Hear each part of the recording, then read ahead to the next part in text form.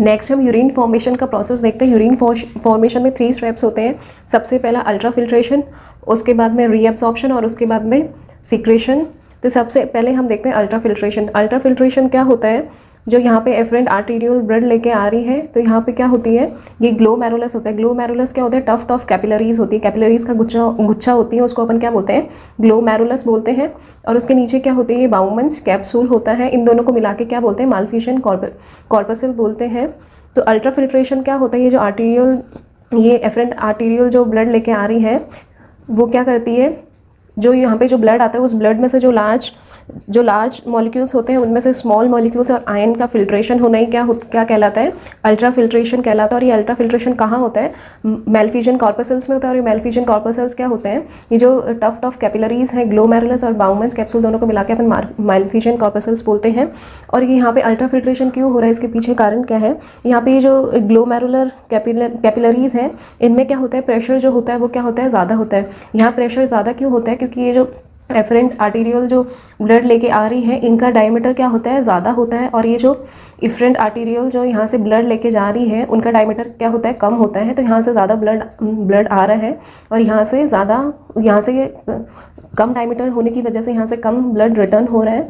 तो यहाँ पे क्या होता है, एक प्रेशर क्रिएट होता है और वो प्रेशर क्या होता है, ज़्यादा होता है। उसकी वजह से क्या होता है, ये जो फ्लूइड होता है यहाँ से फिल्ट्रेट हो जाता है। और दूसरा रीज़न ये होता है, जो ग्लोमेरुलस कैप्सूल है उसकी जो लेयर्स हैं, अपन देखते हैं, ये जो बाहर होती है, बाहर वाली लेयर है वो क्या है, एंडोथीलियम है। और उसके नीचे क्या होती है, एक बेसमेंट मेम्ब्रेन होती है। ये जो बेसमेंट मेम्ब्रेन होती है वो 100 to 500 टाइम्स मोर परमिएबल होती है वाटर और इलेक्ट्रोलाइट्स के लिए। और उसके नीचे क्या होते हैं, ये पोडोसाइट्स प्रेजेंट होते हैं।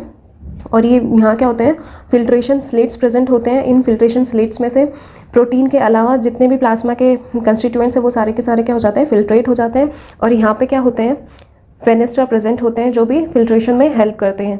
तो यहाँ पे फिल्ट्रेशन के 2 रीज़न देखे अपन ने। तो प्रेशर हाई होता है और ये जो मेम्ब्रेन होती है, इसमें सबसे ऊपर क्या प्रेजेंट होता है, एंडोथीलियम, उसके बाद में बेसमेंट मेम्ब्रेन, और उसके बाद में क्या होते हैं, ये पोडोसाइट्स प्रेजेंट होते हैं। तो ये सब मिला के क्या करते हैं, फिल्ट्रेशन में हेल्प करते हैं। और ये जो ग्लोमेरुलर यहाँ से जो फिल्ट्रेट होकर यहाँ पीसीटी में पहुँचा, उसको अपन क्या बोलते हैं, ग्लोमेरुलर फिल्ट्रेट बोलते हैं। और ये ग्लोमेरुलर फिल्ट्रेट क्या होता है, जो प्लाज्मा यहाँ पे आ रहा है, और यहाँ पे क्या होता है, सब कुछ प्लाज्मा का सब कुछ फिल्टर होता है एक्सेप्ट प्रोटीन। तो ये ग्लोमेरुलर फिल्ट्रेट क्या होता है, प्लाज्मा माइनस प्रोटीन होता है।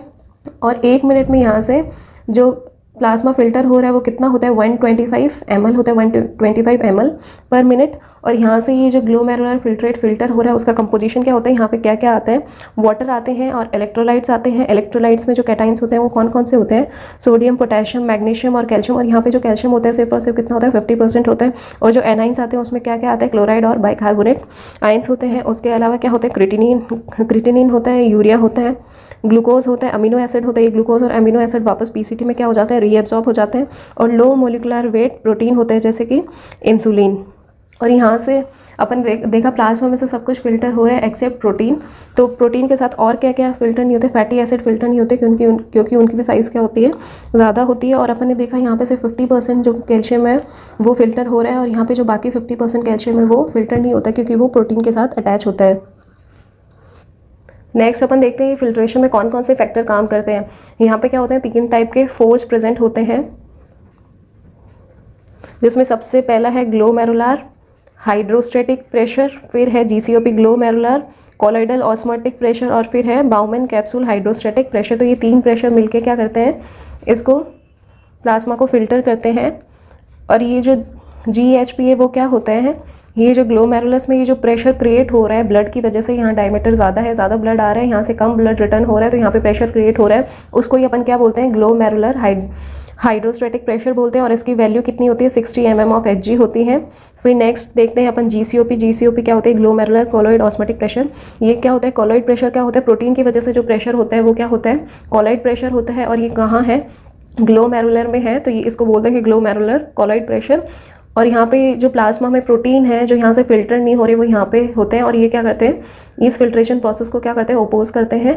तो ये जीसीओपी क्या होगा, कोलॉइडल प्रेशर क्या होगा, प्रोटीन की वजह से जो प्रेशर एक्सर्ट हो रहा है वो क्या है, कोलॉइड ऑस्मोटिक प्रेशर होता है। और इसकी कोलॉइड ऑस्मोटिक प्रेशर की वैल्यू कितनी होती है, -32 होती है।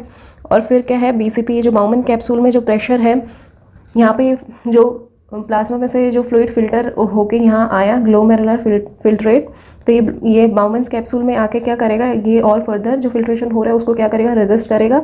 तो ये जो प्रेशर एक्सर्ट होगा इसको अपन बोलते हैं बाउमन कैप्सूल हाइड्रोस्टेटिक प्रेशर, और इसकी वैल्यू कितनी होती है, -18 होती है। तो इन सबको अपन टोटल करें 60 प्लस -32 प्लस -18, तो ये कितना होता है, approx 10 mm of Hg to 12 mm of Hg होता है। तो जो नेट फिल्ट्रेशन प्रेशर क्या है, ये पॉजिटिव आ रहा है, 10 mm पॉजिटिव आ रहा है, और कितना है, 10 mm ऑफ Hg है। तो अपन देख रहे हैं यहाँ पे ये नेट फिल्ट्रेशन प्रेशर पॉजिटिव है, तो उसकी वजह से क्या हो रहा है, यहाँ पे फिल्ट्रेशन प्रोसेस हो रही है। और ग्लोमेरुलर फिल्ट्रेशन रेट अपन ने देखी थी कितनी होती है, 125 ml पर मिनट होती है। तो ये 24 आवर में कितना फिल्ट्रेशन होगा, 180 लीटर, एक दिन में 180 लीटर यहाँ से ग्लोमेरुलर फिल्ट्रेट हो रहा है। और यूरिन अपन को पता है एक दिन में कितना बनता है, 1.5 लीटर, कितना एक्सक्रीट होता है, 1.5 लीटर। तो अपन देख रहे हैं कि यहाँ से जो ग्लोमेरुलस में जो फिल्टर हो रहा है वो कितना हो रहा है, 180 लीटर हो रहा है। और यूरिन अपन कितना एक्सक्रीट कर रहे हैं, 1.5 लीटर कर रहे हैं। तो ये बाकी का 178 लीटर कहाँ जाएगा, तो ये सब कहाँ जाएगा, ये ब्लड से क्या हो जाएगा, वापस रीअब्सॉर्ब हो जाएगा। फिर क्या होता है, एक फिल्ट्रेशन फ्रैक्शन होता है। फिल्ट्रेशन फ्रैक्शन क्या होता है, ये जो ग्लोमेरुलर फिल्ट्रेशन रेट है divided by renal plasma flow. ये किडनी से हर टाइम पर मिनट में अपन को पता है अपना कार्डियक आउटपुट कितना है, 5000 ml है, बोले तो 5 लीटर है। और पर मिनट किडनी में से कितना ब्लड फ्लो होता है, अप्रॉक्स 1200 ml के अप्रॉक्स पर मिनट में किडनी में से 1200 ml ब्लड फ्लो करता है। तो ब्लड में क्या होता है अपन को पता है, कुछ पार्ट प्लाज्मा का होता है और कुछ वाटर प्रेजेंट होता है। तो ये जो रेनल प्लाज्मा फ्लो कितना हो जाएगा, 1200 का प्लाज्मा अप्रॉक्स हो जाएगा 650 ml। तो फिल्ट्रेशन फ्रैक्शन क्या होता है, glomerular filtrate rate upon renal plasma flow. तो ये कितना हो जाएगा, 125 अपॉन 650, तो ये हो जाएगा अराउंड 0.15 के। तो अपना फिल्ट्रेशन फ्रैक्शन क्या होगा, अप्रॉक्स 0.15। अल्ट्रा फिल्ट्रेशन के बाद में सेकेंड प्रोसेस क्या होती है, ट्यूबुलर रीअब्जॉर्प्शन होती है। इसमें अपन ने देखा था ये ग्लोमेरुलस में जो फिल्टर होके बाउमन्स कैप्सूल में आ जाती है, और बाउमन्स कैप्सूल फिर पीसीटी में आ जाते। तो ये क्या होता है, ये जो ग्लोमेरुलर फिल्ट्रेट होके यहाँ पे जो फ्लूइड आया वो क्या होता है, इसमें से कुछ ऐसी चीज़ें भी आती हैं जो बॉडी के लिए यूज़फुल होती है।